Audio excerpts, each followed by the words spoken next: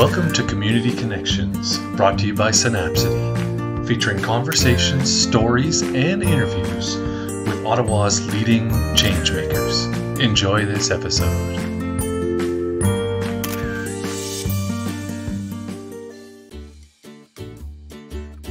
Thank you for tuning in to another episode of Community Connections, brought to you by Synapsity. For this episode, we spoke to the newly elected councillor of the Barrhaven East ward in Ottawa, Wilson Lowe. Wilson spoke about the issues facing his ward and what he'd like to prioritize as he enters council. Enjoy this episode.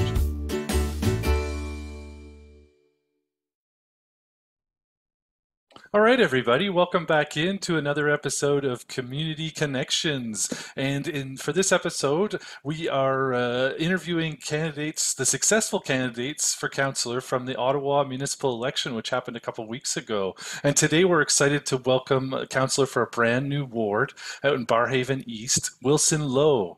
And Wilson recently worked as a customer communications officer at OC Transpo on a team responsible for communicating transit service disruptions and managing public concerns, ideas, and feedback on social media and emails to their city councillors.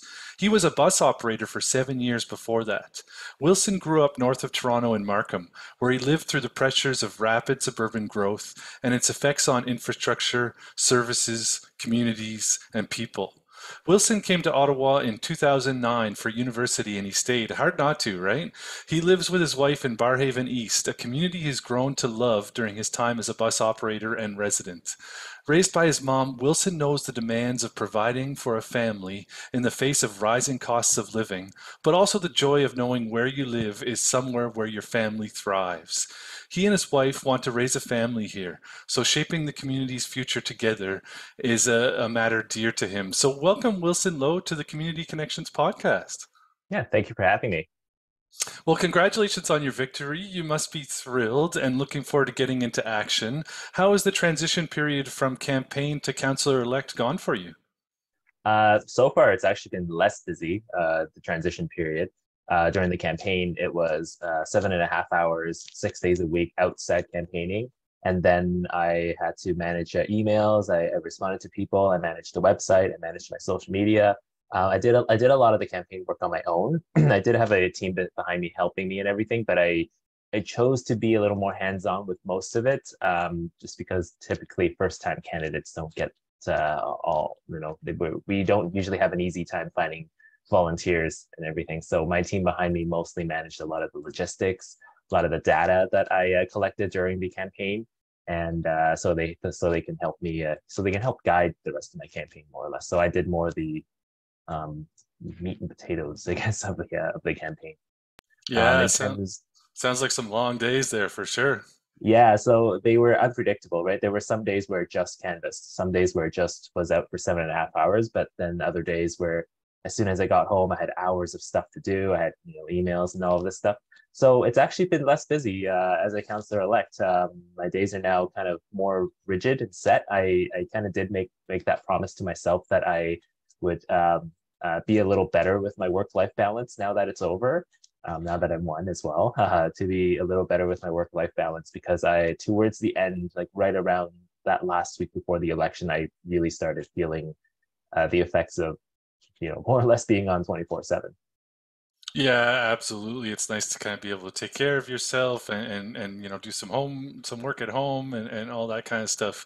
So Mhm. you're one of 10 new councillors, and we are also getting a new mayor in a couple weeks. How do you feel you'll be able to work with these new councillors and new mayor? So in the orientation sessions that we've been doing for the last week and a half, we've all got a chance to meet each other. Everybody has also had one-on-one meetings with Mayor-elect Sutcliffe. There's certainly a spirit of collaboration. I hope it's not just a honeymoon because we're all new and excited, but I truly hope that this is a lasting spirit of collaboration with each other. Like, we have vastly different views, right? I think Councillor-elect Troster the other day tweeted that she or her campaign manager or something had their bike wheels stolen, or attempted to be stolen, whereas one of our other colleagues, Councillor-elect David Brown from Rideau Jock Ward, basically leaves his car keys in his ignition because there's no concern. So despite our vast differences, like there is that spirit of collaboration. We all know, while we were all campaigning, one of the most prevailing items that we received, one of the most prevailing pieces of feedback, I should say, that we received from residents was we need a council that works together, and we were all elected on that message, including the mayor elect.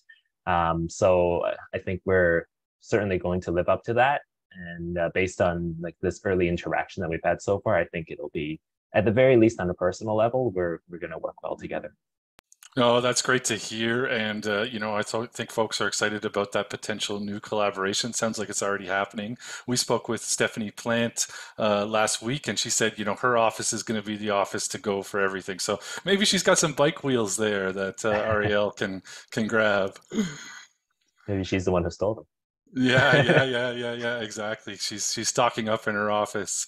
Yeah. So you'll be representing a brand new and burgeoning ward in Barhaven East. What challenges do you expect to face in representing a new ward, and what opportunities might there be? So Barhaven East is interesting because despite the fact that it is a new ward, it's also the more established of the two Barhaven wards. We were created out of necessity because of the rapid growth that was happening in Riverside South and in Half Moon Bay, Queens Point, like that southern part of Barhaven.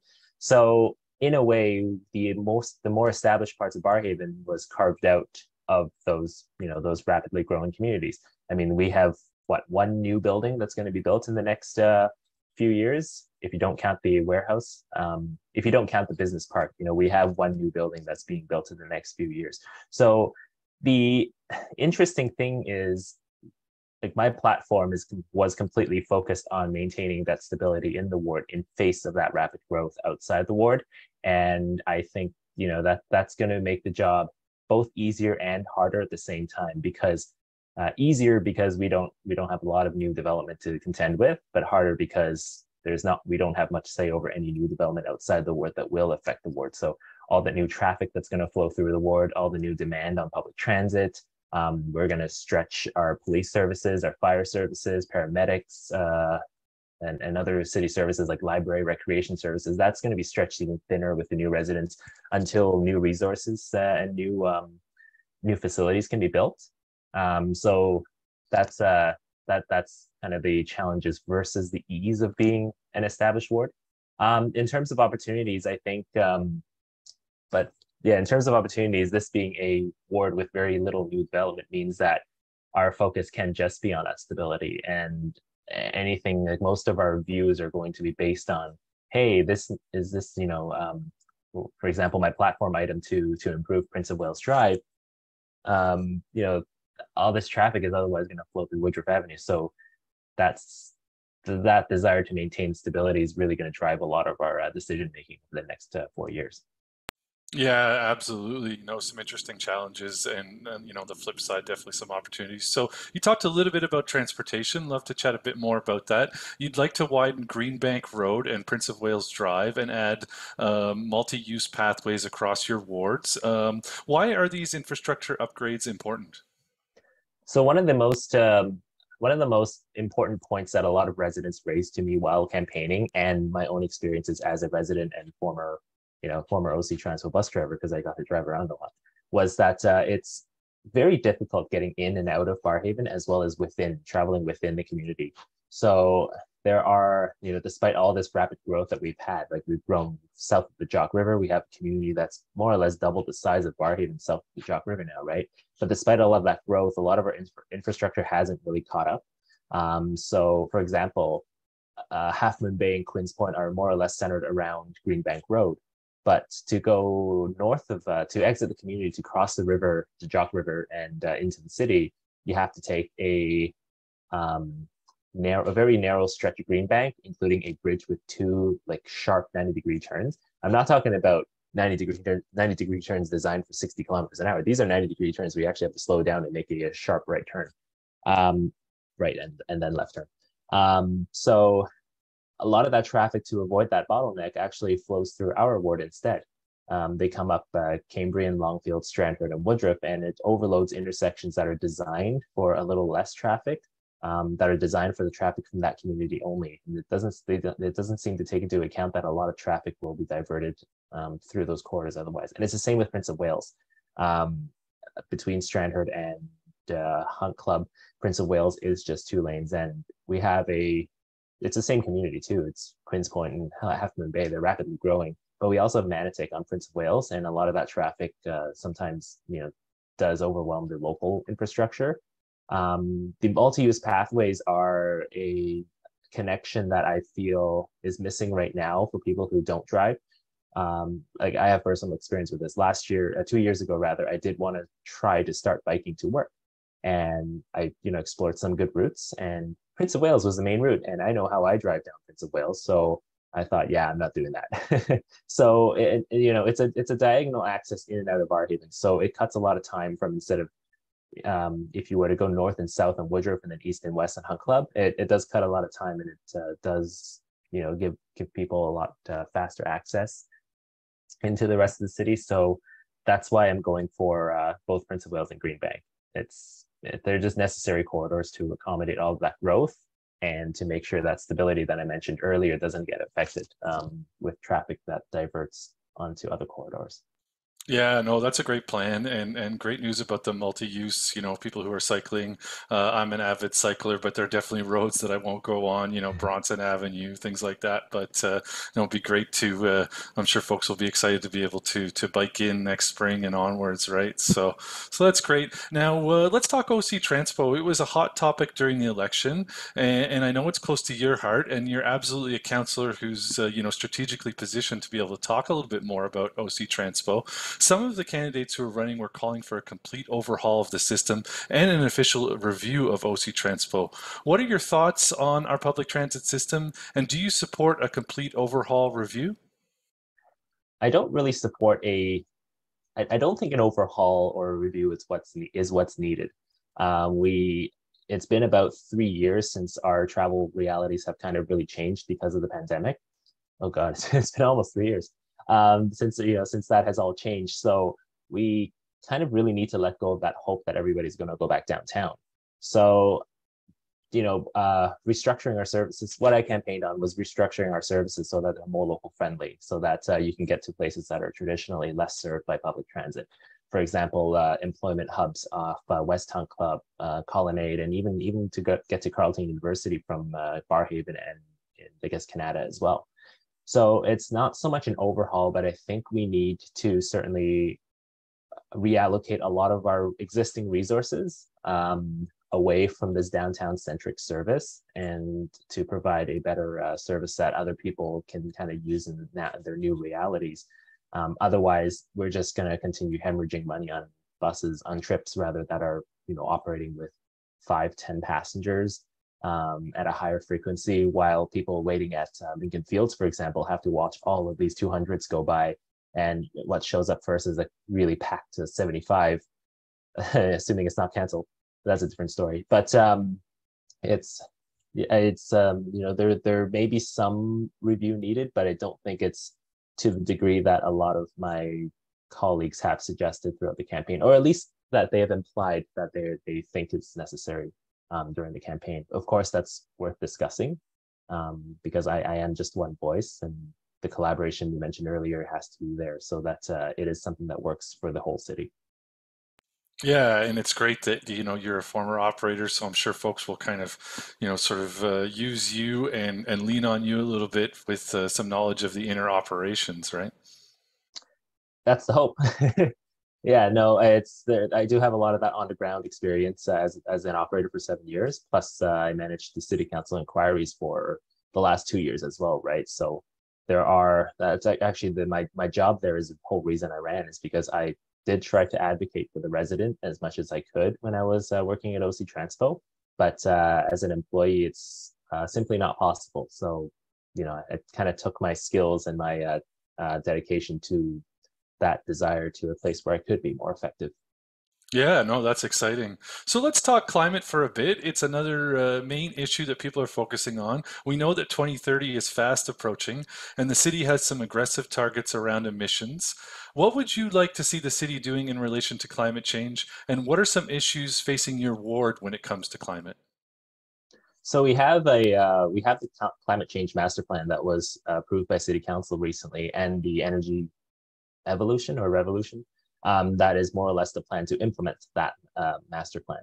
I think it's a I think it's a great at the very least a great starting point towards carbon neutrality, towards being better towards our home, because we don't have a planet B. But I do think at the same time there are some costs in there that might need to be a little more balanced now, especially in the face of rising cost, the rapidly rising cost of living.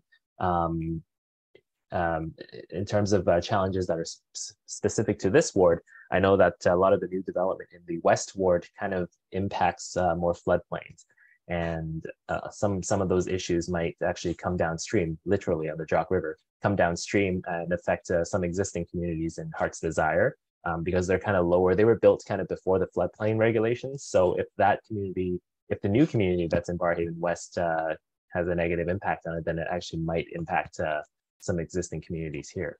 And you know, a lot of those floodplains were, I think the rationale for developing in the floodplain was that these once in a century floods, this is the extent of it, right? But there's nothing saying that climate change might actually bring floods in the future that are more severe, that can go further inland, right?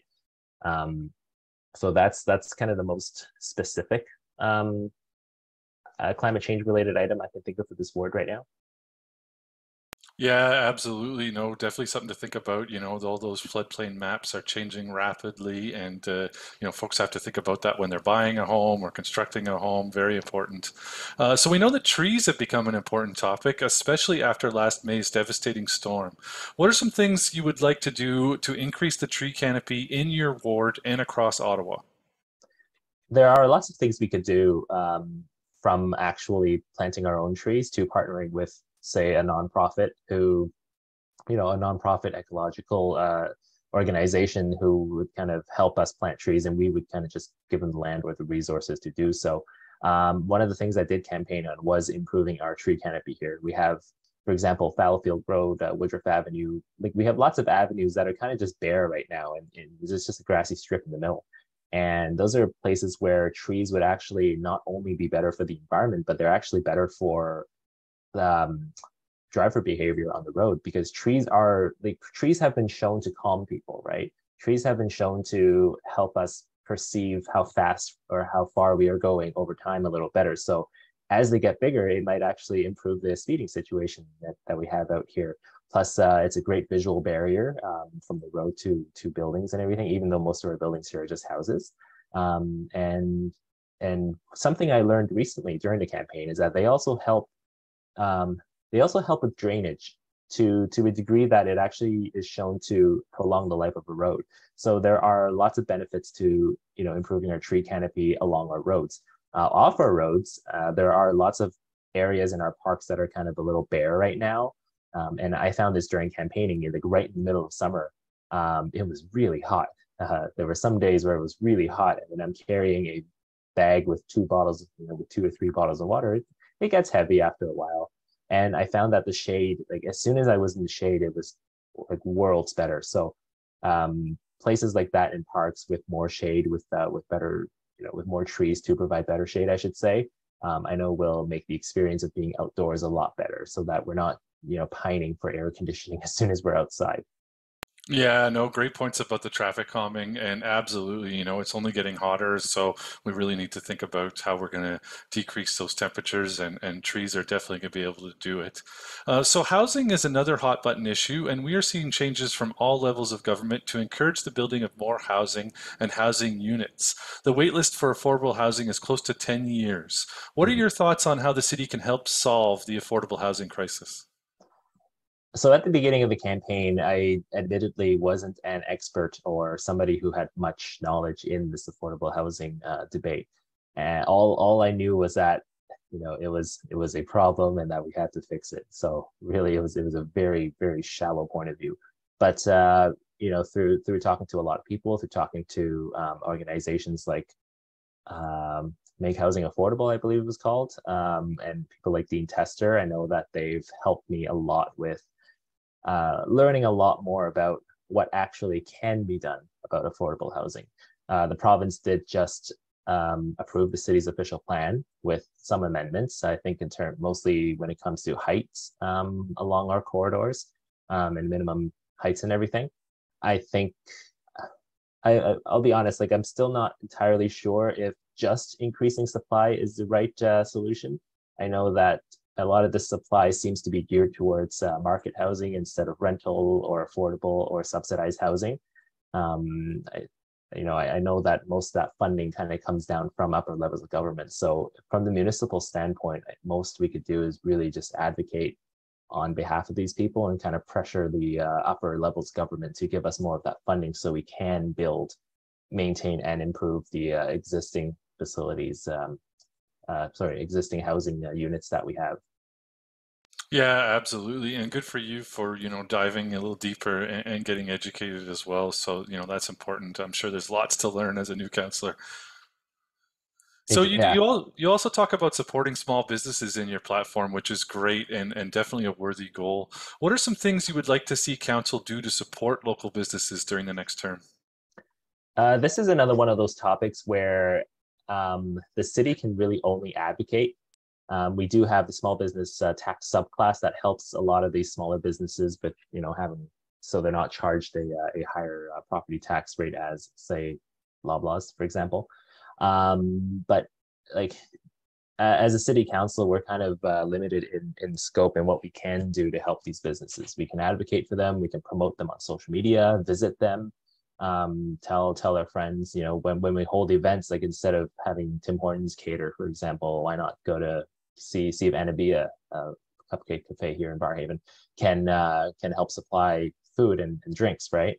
Um, in terms of advocacy, like that's where it goes up to the provincial and federal government because all the funding that came during the pandemic, all the supports that came from the pandemic did come from the federal and provincial government, and it was up to the city to administer it. So it's mostly advocacy upwards and supporting local and just promoting, making sure that these businesses are visible on my social media, for example.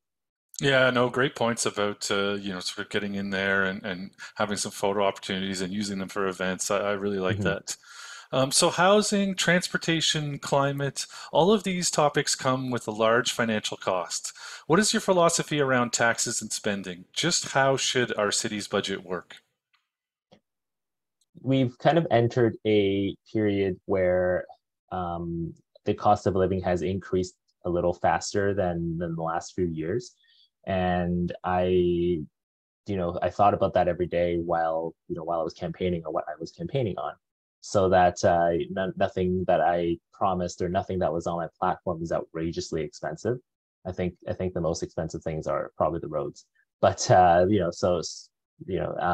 I mentioned earlier during the climate change question about the climate change master plan.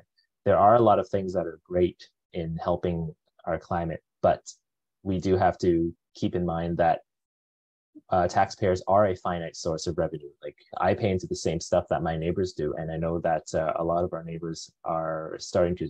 I know that there are some neighbors, I should say, that are starting to struggle in the face of these rising costs. Or some people are now losing the cushion that they used to have between their bills and their income.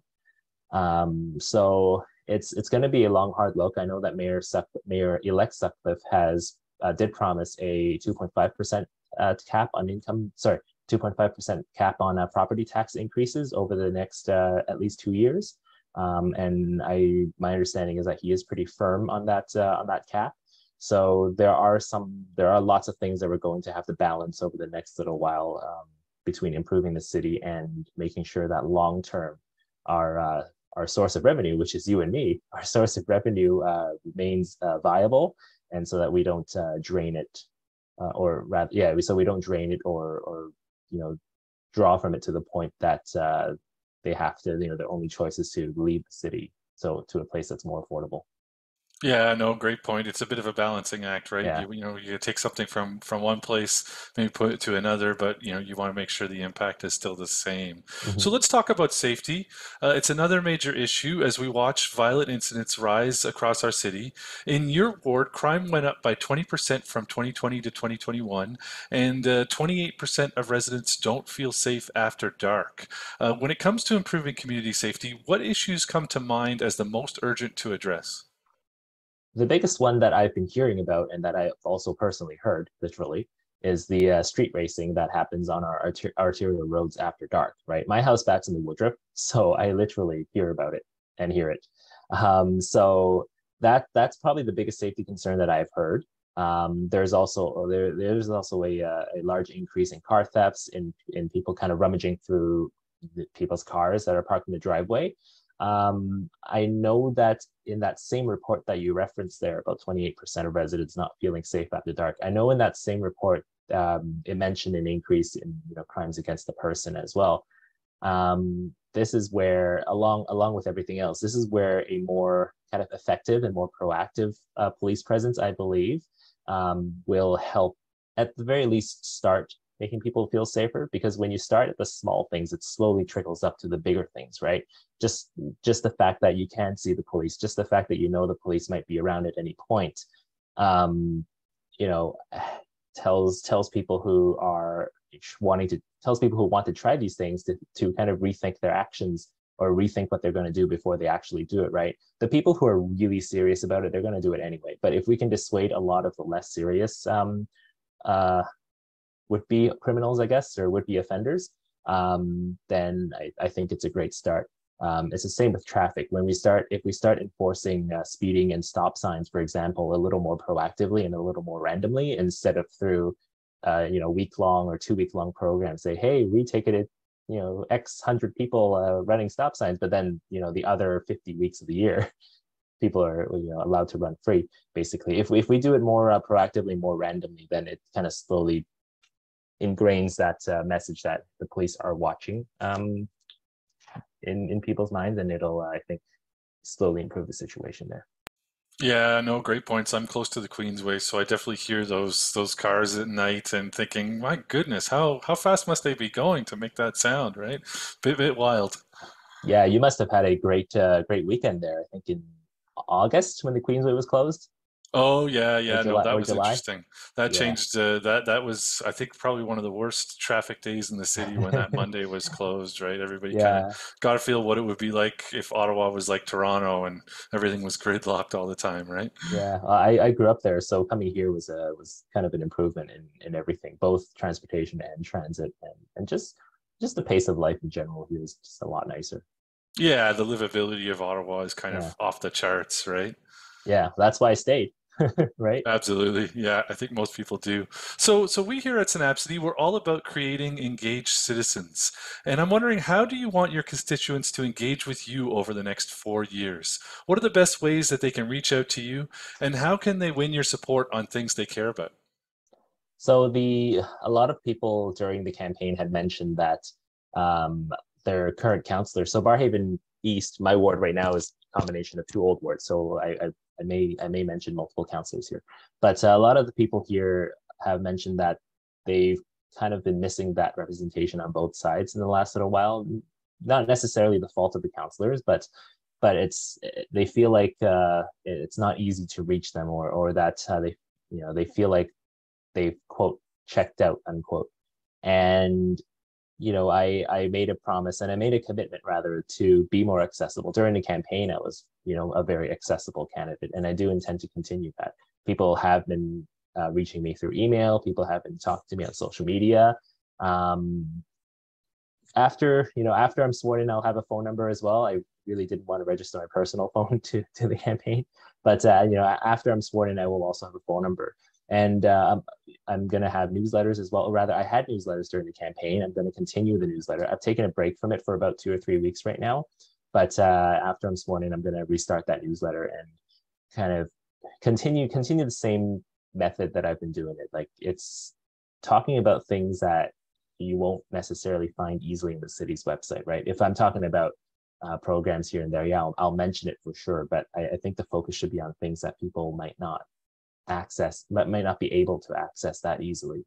Um, yeah, so no, I want people to engage with me all of those ways because that's the only way that I can really get a true sense of what's going on in the community. I do plan on going around a lot as well throughout my term.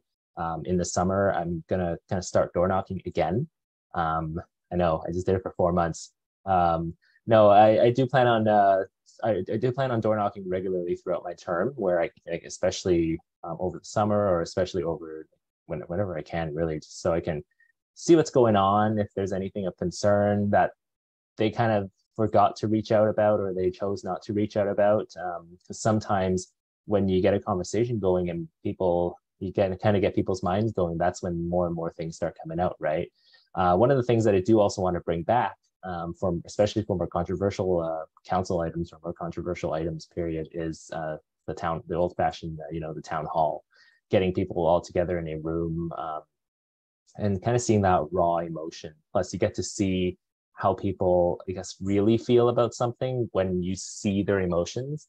In an email, someone can end every sentence in a period, and you might think they're mad, but they're not. Yeah, I think that's why we've been overcompensating with exclamation marks the last few years. But like in a town hall, when you can see people, or at the doors when I'm talking to people in person, and to an extent on the phone when I can hear a little bit of how they truly feel or what their expressions are, what expressions they're tying in with the sentences, I think that's the best way to get a true sense of how they really feel.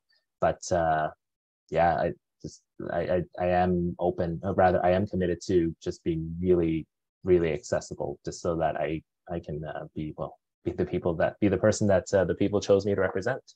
Yeah, absolutely. You seem very approachable, so that shouldn't be difficult. And great on the communication side of things. I think people love to hear about the initiatives and things going on that maybe don't make the website. And absolutely agree with you about community dialogue. That's something we're dedicated to here at Synapsity, and we've got some sessions planned for next year. So it would be great to include you in some of those as well.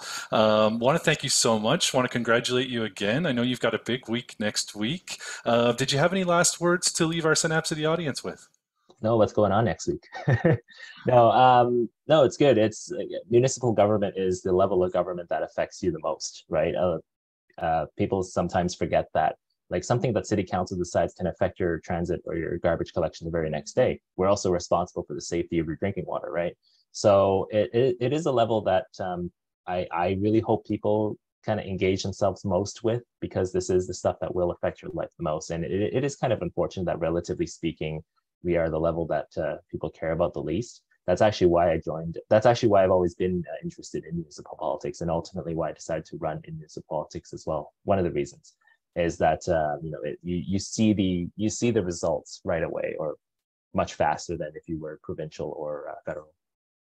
Yeah, absolutely. A lot of the real change is kind of happening at the ground level, and great for you for stepping up. And once again, congratulations. We look forward to working with you over the next 4 years and getting you involved in some of our sessions. And just want to thank you again, and wish you all the best of luck. Yeah, no, thank you very much. Thanks for having me, and enjoy the rest of your week here. Cheers. Thanks, Wilson.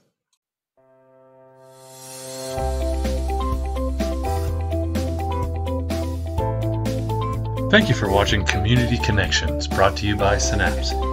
Be sure to follow us on social media and subscribe to our YouTube channel for more content like this. Until next time, stay connected.